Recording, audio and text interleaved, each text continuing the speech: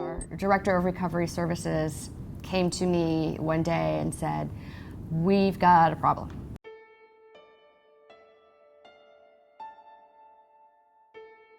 The Quran says if you save the life of one person, as if you saved all of humanity. This is the story about a small team of committed Muslims and industry professionals who came together to shift the knowledge and understanding of the American Muslim community nationally. Our director of recovery services came to me one day and said, "We've got a problem."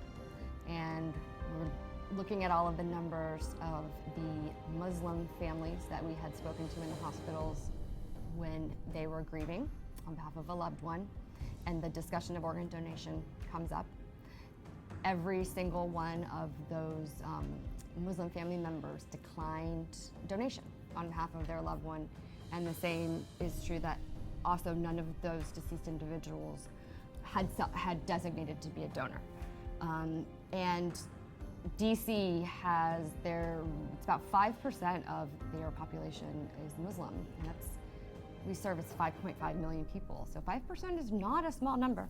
Every day that you get that data back that says, we reached out to a family that could have done something amazing. And they said, it's against my religion. Yeah. But you don't have the moral or the religious authority for you to say, excuse me, it's not against your religion. And I was really amazed that there would be people who cared enough to start looking to find where is the link that we could find that would bridge the Muslim community's issues with the wider community's issues. The FIC forum is something, you had asked me earlier, did you have any plans? Did you see this? What would become of this? What were your goals? All that sort of stuff. That, I couldn't have dreamed that up in a million years.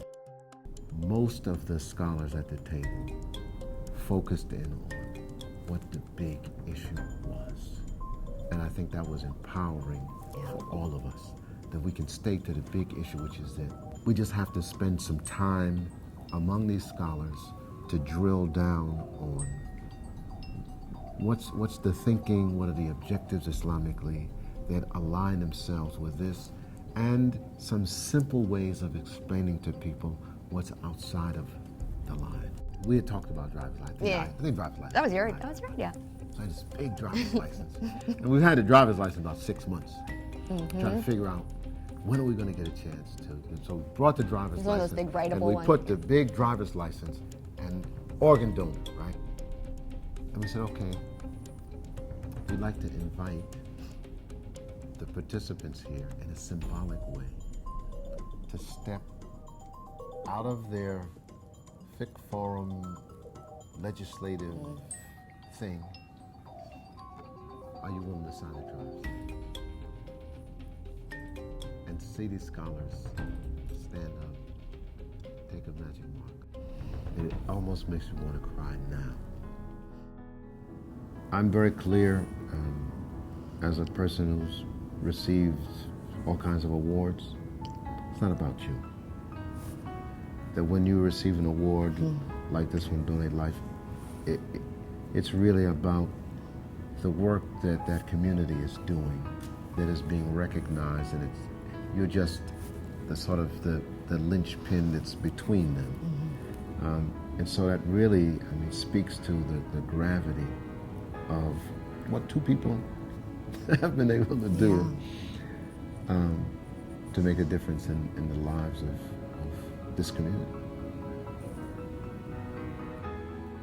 I think around these end-of-life issues, there's a universal value. No matter what your background, national origin, whether you're a Shia or a Sunni, Sufi, Hanafi, Maliki, whatever your thing is, the Quran is explicitly clear. ذَلِكَ الْكِتَابُ لَا رَيْبَ فِيهِ هُدًى لِلْمُتَّقِينَ. This is a book and it is guidance, sure and without any doubt, for people who have a relationship with God.